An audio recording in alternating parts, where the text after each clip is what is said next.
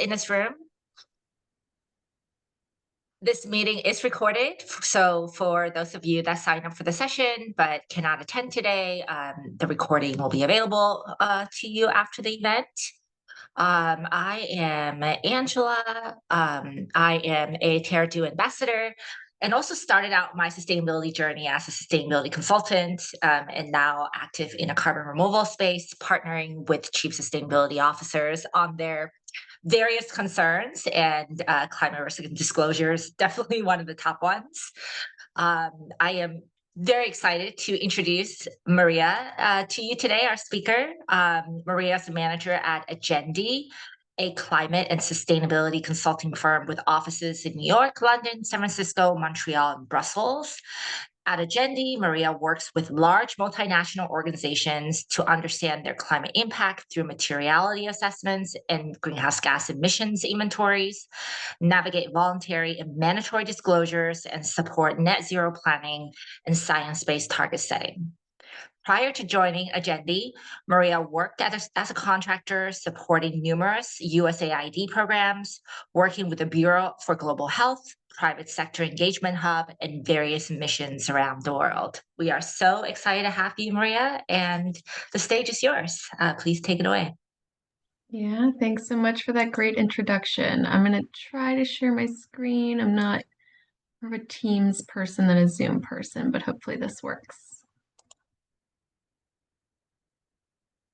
All right. Are you seeing what you need to be seeing? We can see the slide. Awesome. Perfect. So thank you for that introduction. Let me quickly run through a quick agenda. I've got a few slides, but we should still have enough time at the end for a little bit of discussion and questions. But let's just dive on in the interest of time. So for our agenda today, I've got a quick introduction to Agendi. If you've not heard of us, we're a climate and sustainability consulting firm, but I'll talk a bit about what we do. And then I've got a brief overview of climate risks, what we mean when we're talking about that, what the business case for climate disclosure is, what we're seeing when we're working with our corporate clients, what the landscape of voluntary versus mandatory disclosures looks like. So in relation to climate risks, that's thinking about the California laws that are asking for you to disclose your risks in a mandatory form, but there's also voluntary frameworks that are asking for that as well. And then finally, we'll close out with how we combine that conversation around risks to talk about opportunities as well as we do that work. So before I dive in, just some quick background on Agendi and myself. Like I said, Agendi is a sustainability and climate strategy consulting firm serving organizations across size and industry. We're industry agnostic, so we're working across the board with different corporates. We have more than 200 clients, including global Fortune 500s, as well as smaller, more specialized organizations. Our headquarters are in North America, but we also have offices in the UK and the EU. Our expertise is in the voluntary climate and sustainability disclosure and consulting world. Our foundations are really in greenhouse gas measurement and accounting, but we work with clients across the spectrum of sustainability programs, anything that an organization or corporate would be undertaking in service of its sustainability and ESG goals. So working with clients to build their knowledge and capacity on climate action within their organizations, understand their impact through greenhouse gas inventories, support strategic planning through assessment of materiality and emissions reduction target setting. We're enabling action and innovation through net zero planning. And lastly, we're supporting the reporting of and disclosure of all that work that's being done across the vast landscape of voluntary frameworks and regulations.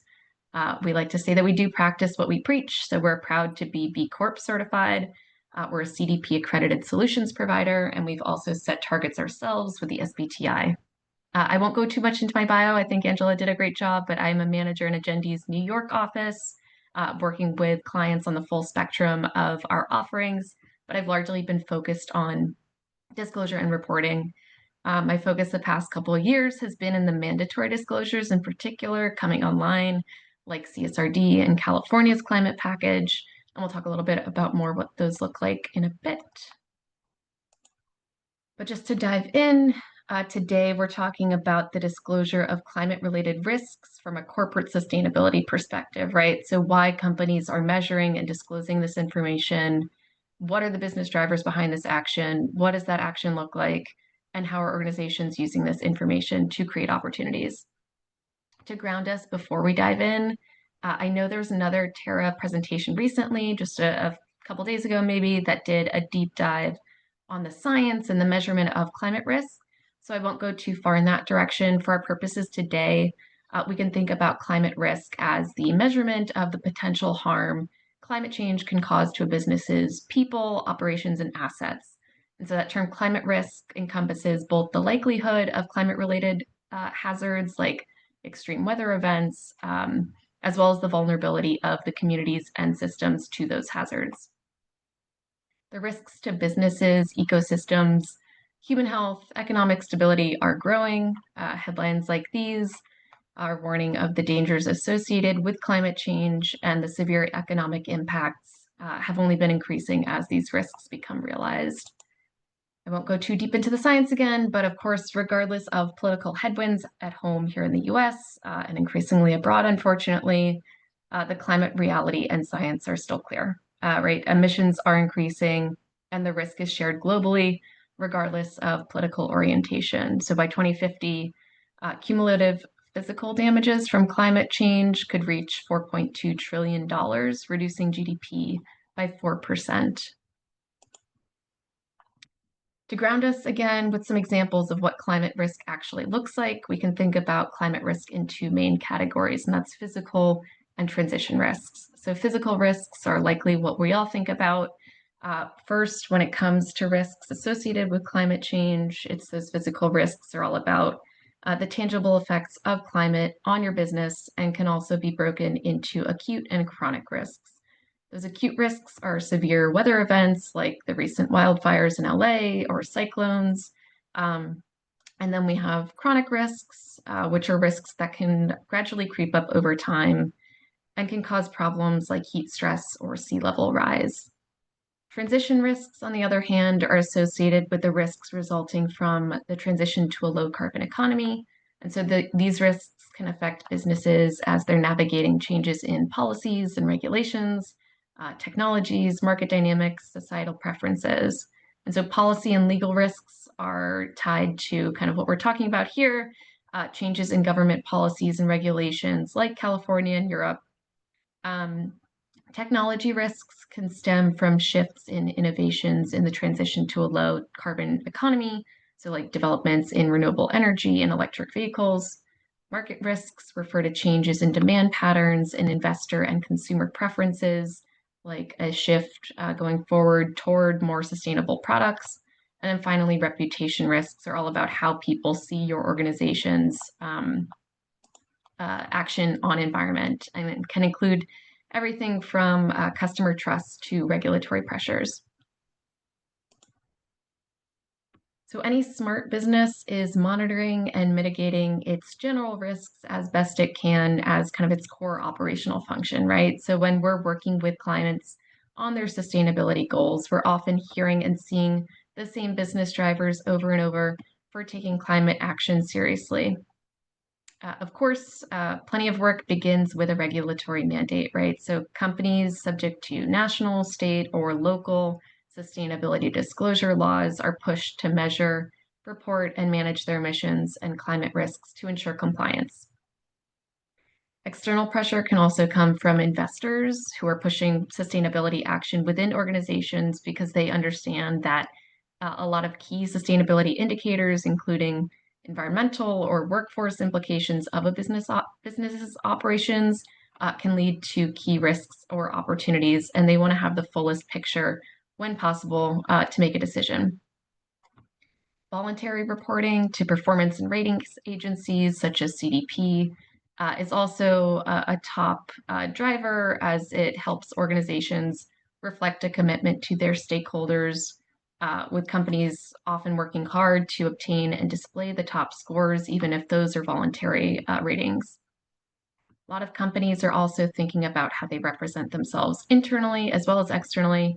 But internally, when thinking about prospective employees, with disclosures becoming increasingly commonplace, employees and customers have access to more information about an organization's sustainable business practices or lack thereof, and are making hiring and buying decisions accordingly. And then finally, all of these pieces come together to create the responsible business strategy as a driver of sustainability. So all stakeholders in a company's value chain, from customers, employees, investors to leadership, those are all motivating a company to understand and address their climate impacts. These climate impacts and risks to a business can also generally be captured by the column on the right. And so, of course, a company's specific risks and impacts are unique and should be evaluated accordingly. But they often fall into these key areas, right? So risks to a company's operations and value chain can come in the form of physical risks, like we talked about, that can disrupt production, or can also look like poor workforce management and beyond. These can also lead to a direct increase in operating costs. So, for example, as companies work to rebuild physical production sites that have been disrupted by severe climate events, as well as reduced revenues to any interrupted production capacity. But again, bringing it all together, looking back at regulations as a key driver of action. The flip side of this is the effects of non-compliance. So exposure to litigation, which can lead to government fines and or lawsuits from stakeholders. I won't spend too much time, but to dive deeper into just one of those drivers, I think one of the important conversations that we're having a lot is thinking about investor decisions as it relates to disclosure of climate risks. And so when we're thinking about that, businesses are considering the fact that investors don't just want narrative, they want decision useful information, right?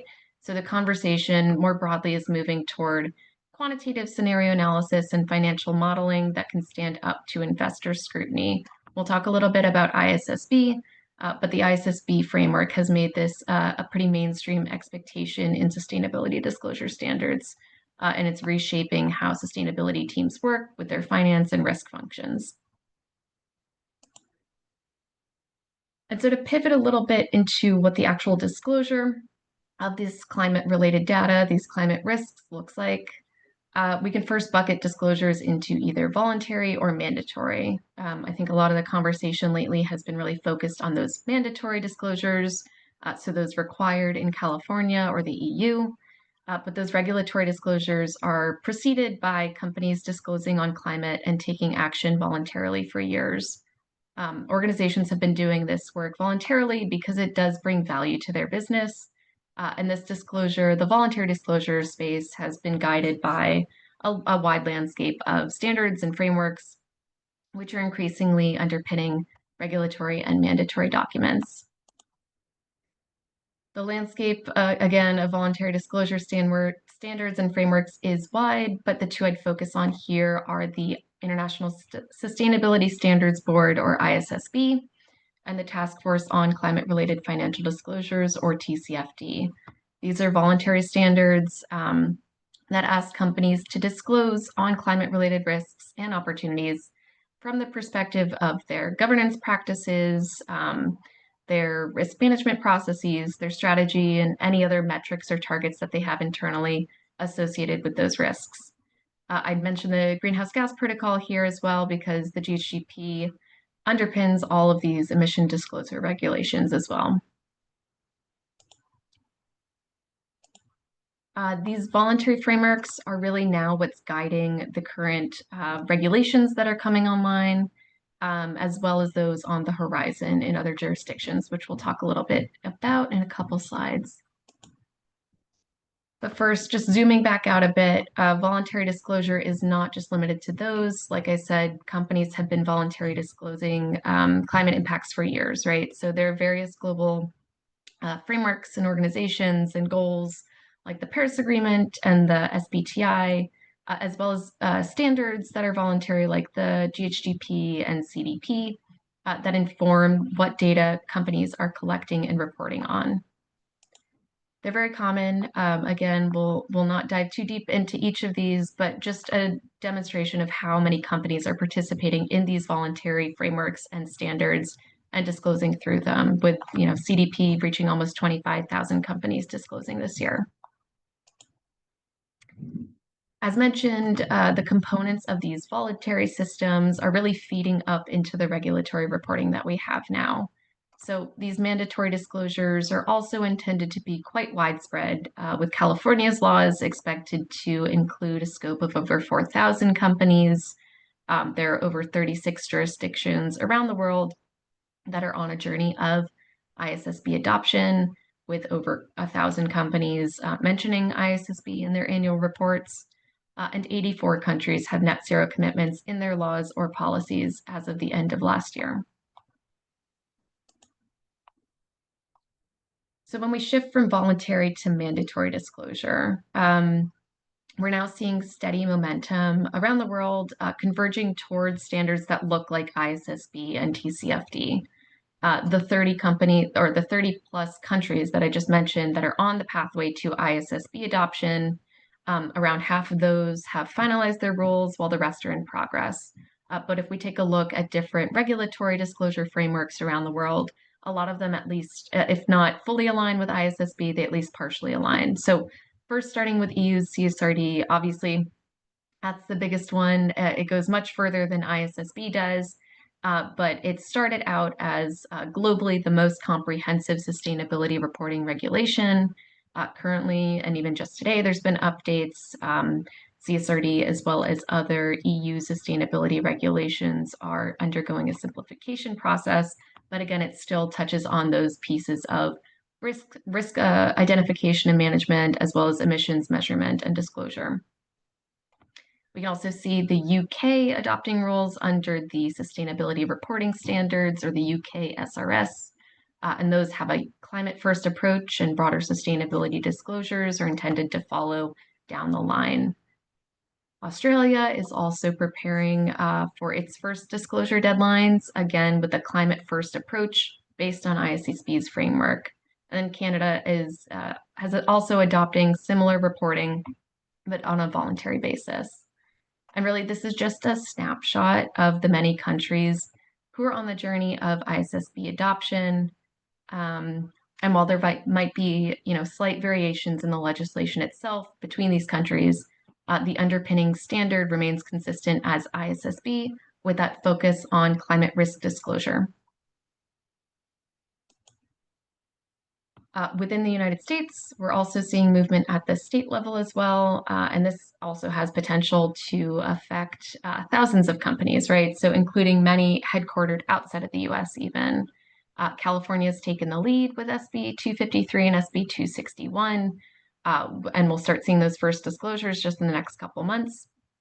But together they require disclosure of scopes 1, 2, and 3 emissions, as well as clear reporting on climate risks and opportunities, and it's fully aligned with TCFD as its minimum requirements.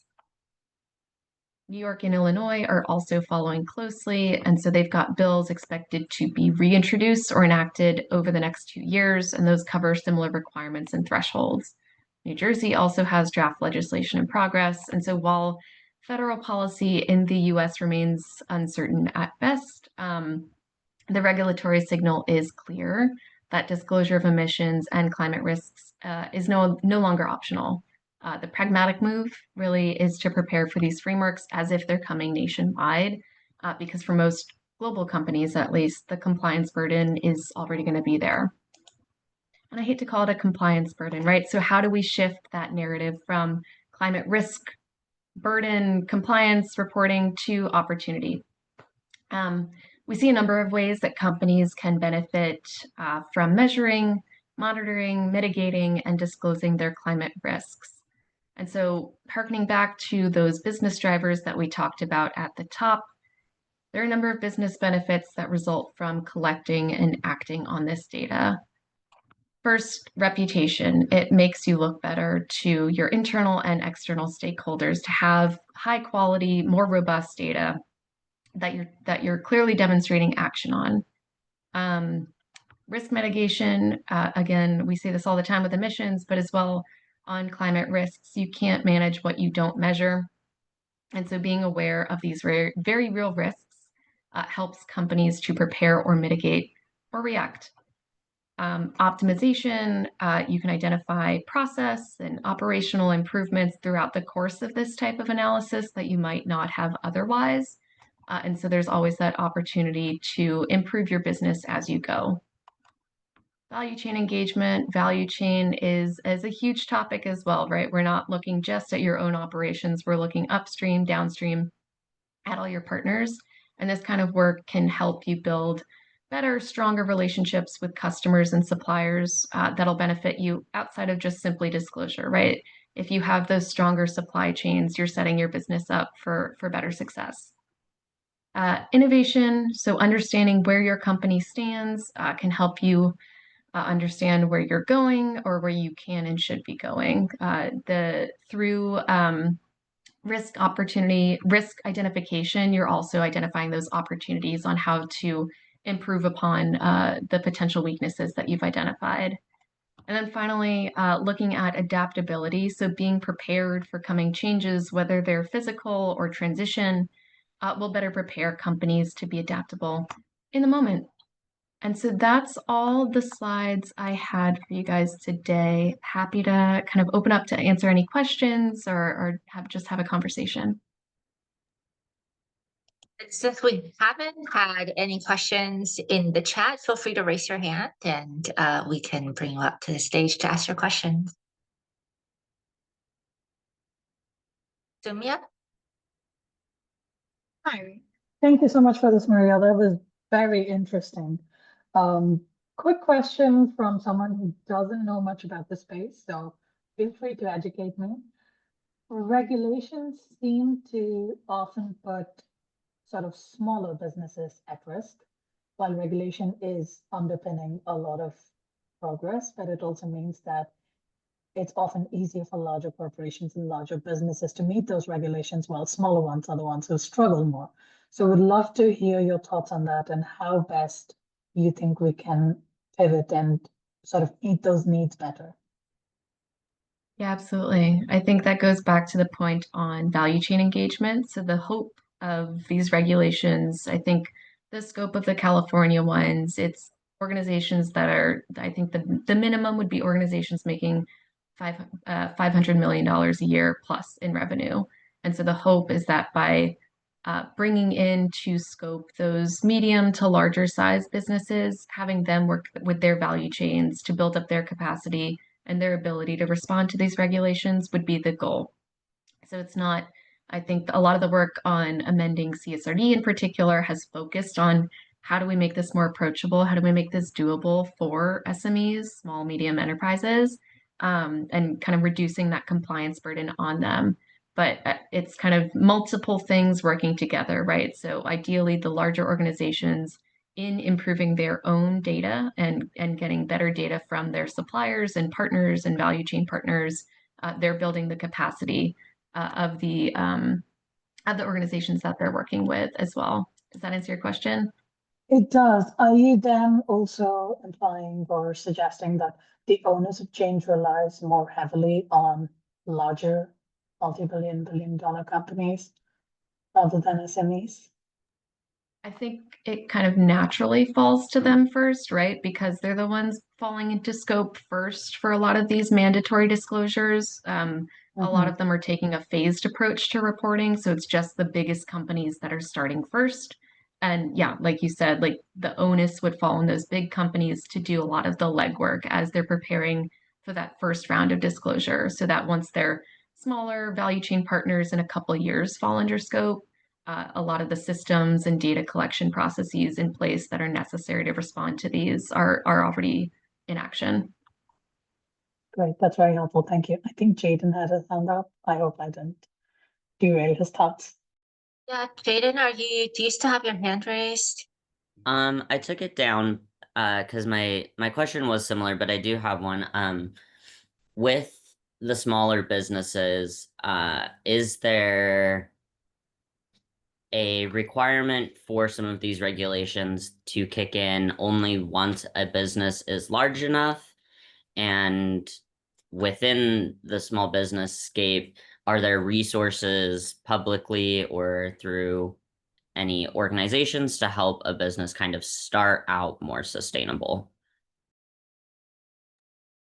So I'm hearing two questions or two halves to that question. So yes, the phased approach and the thresholds for scope of inclusion for the regulations are intended to kind of protect smaller businesses that don't have these systems in place yet from kind of immediate reporting burden, right? So when we're thinking about each of these regulations, each of the ones that I talked about, there are minimum thresholds that you have to meet to be in scope for reporting. So again, in California, like no business making less than $500 million in revenue is going to be looped in.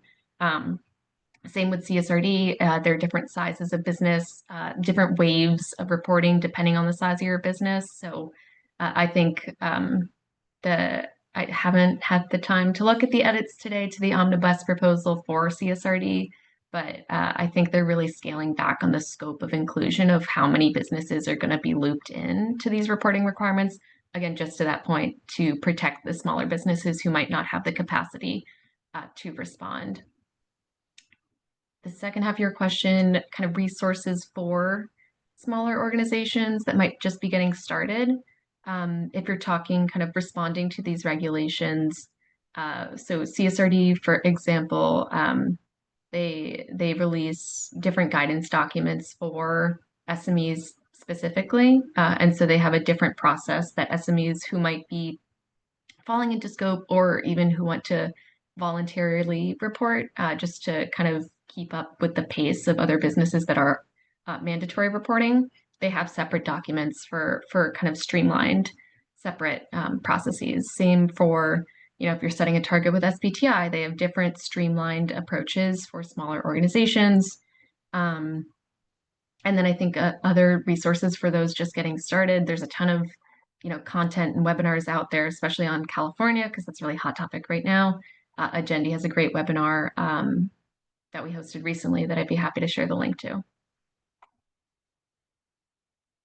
Lovely. Patrick has a question in the chat. I'm going to read the question that you wrote, and Patrick, feel free to add more colors on it. So Patrick asks, are you seeing investors looking for actionable insights on the data and then in turn supporting funding works towards improving outcome? He wants to know if the money follows the measurement in moving the needle. And Patrick, feel free to add anything to your question. Yeah, I think yes, but maybe not in the way you asked it, unless I'm misinterpreting the question. So we recently had an event at New York Climate Week that was on kind of climate risk and investor strategies and how they tie into that. And one of our panelists was, at Morgan Stanley leading investments, and he was talking about how he's thinking about this data, how he's using it to inform his investment decisions. And it was a strong, like, yes, the higher quality data that we're seeing, we're more inclined to go with that organization because we have more transparency into how they're operating. We're able to put more trust in them and make a more informed decision. So yes, in that way, like the investments are following the disclosure of this data. In terms of them putting money forward to kind of make that data happen, I don't know. I can't speak to that. I know that again, going back to the first question about working with value chain partners, a lot of big companies that have, lots of upstream and downstream connections are definitely investing in helping their partners grow their sustainability programs, because the better data that they can get from their partners, the better their own data is, because your greenhouse gas inventory is not just your own data, it's all of your scope 3 is going to be coming from other organizations, and the higher quality that data can be, the higher quality your own data is going to be. And so we definitely have tons of clients that are investing, whether it's in capacity building through training or supporting advisory services for their smaller partners. They're definitely putting money towards kind of growing that capacity.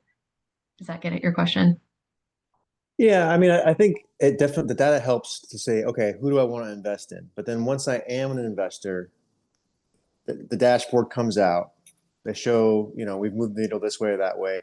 we have, a strategic plan for the next couple of years, but this will take funding. So is there like an investor-led bond or something to then, try to fund the new methane enhanced, biocapture facility to power the next data center versus just using fossil fuels, something like that? I'm sure there are. I don't know if any off the top of my head, but I think that, yeah, there's whether it's like investors specifically, I guess I was interpreting it really narrowly and just thinking of financial services, but just I know some of the clients that we work with, they act as investors, even and in like they have their own little funds set up that they're going to invest in future climate solutions that could potentially help them decarbonize in the future, right? So they're looking externally at different technologies that are coming online, different startups that are doing different work, thinking about, ooh, if this works out, we could really apply this to our own operations and Right. decarbonize in that way. So there's money going towards funding solutions that could down the line help them decarbonize. Yeah, I'm just hoping there's not like just another policy report that goes on the shelf, right? There's a something like that's from my background. I just want to make sure, are these people using these things to, make change? Yeah, it's a fair concern. And maybe I have a, limited scope. The organizations that are coming to us, they're already incentivized to want to use this Right. data, right? The people that I'm interacting with, they definitely are using it. But yeah, that's kind of the whole idea, right? Of this opportunity to turn climate risk disclosures, these mandatory disclosures that might upfront just feel like a compliance burden, a report that just goes on the shelf. We're trying to help our clients see that there's actually so many other ways that you can use this data and it can benefit your organization in that way.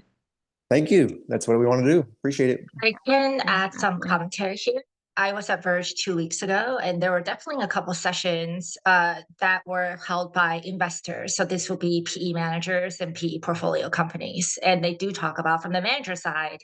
They do talk about benchmarking their portfolio. So this again, these are one-off people speaking up. Wouldn't know what's the sample size behind them, but there are managers successfully doing this.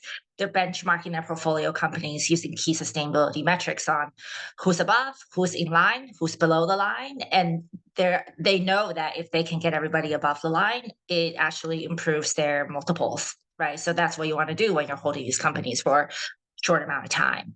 And from the PE company perspective, there were definitely talks on companies seeing that by embedding ESG metrics, they're able to get in a room and bid on projects and bid on contracts they previously were not able to. They're able to say, we have now opened up X 100 million, X billion-dollar of revenue opportunities because we've shown that we have this data rigorous and we're now being invited to the room. And that indirectly contribute us to meeting the growth target from our PE payments. So these narratives were actually talked about a few times in the context of companies that are not working in climate tech or investing in climate tech, but really using ESG metrics to boost their valuation.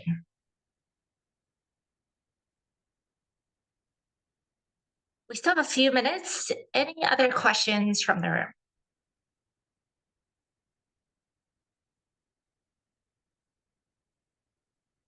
If not, any closing thought you have for us, Maria?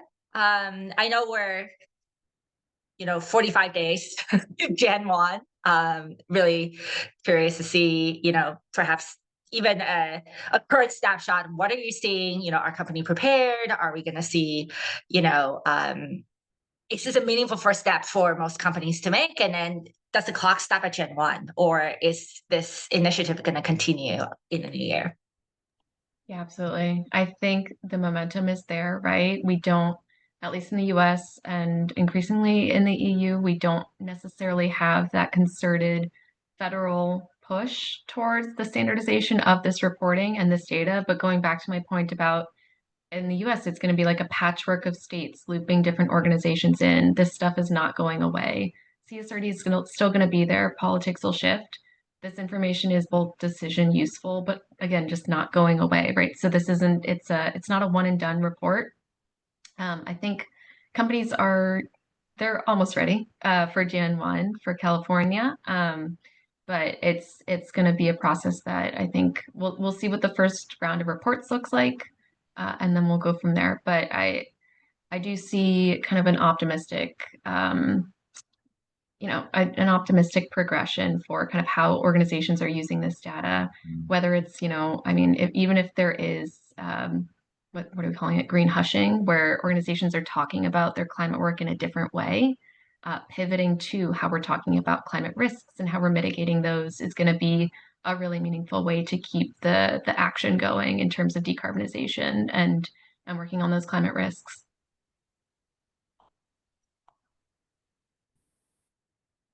And now I see a question from Ravi Chandra. Yeah, hi Marianne. Thanks for nice presentation.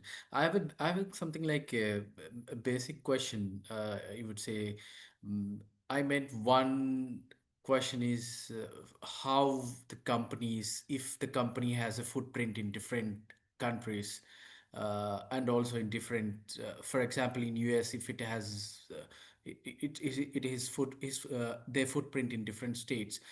So how does this company navigate across different climate, climate disclosures, especially during sustainability reporting? So, and this is one of my question, and the other question is like, if for a consultant who is advising this company, so how the consultant, is there something like a roadmap, because these climate disclosures are like they keep on updating, or maybe they keep on changing, at a very rapid pace. So do you think like, is there a strategy like either for the company or a consultant, like a broader strategy how they can navigate, basically, in this uncertain, scenario?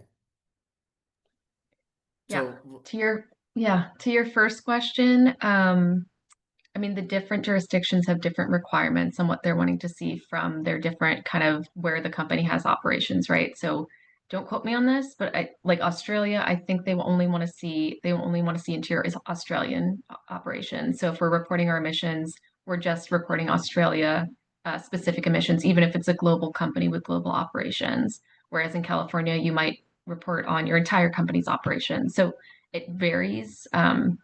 Depending on where you're responding to, and you kind of just have to adjust the disclosure for the jurisdiction that you're responding to. On the second question, there's no kind of silver bullet on like what a disclosure roadmap looks like. That's kind of the work that we're doing every day, right? Just trying to stay on top of what the different requirements are, who's in scope where, like where a company needs to be responding, what they need to be responding to.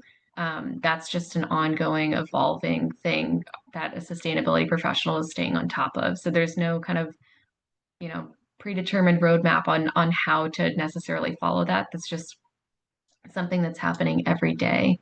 But in terms of kind of helping companies be prepared, I think it goes back to like looking at how all of these regulations and frameworks are kind of converging. A lot of them are asking for the same, if not very similar information. And so as a consultant, if you could be mapping out, a company falls into 10 different jurisdictions and 7 of the 10 data points that they're asking for are the same, not having to recreate that wheel every time you're drafting a new disclosure is great.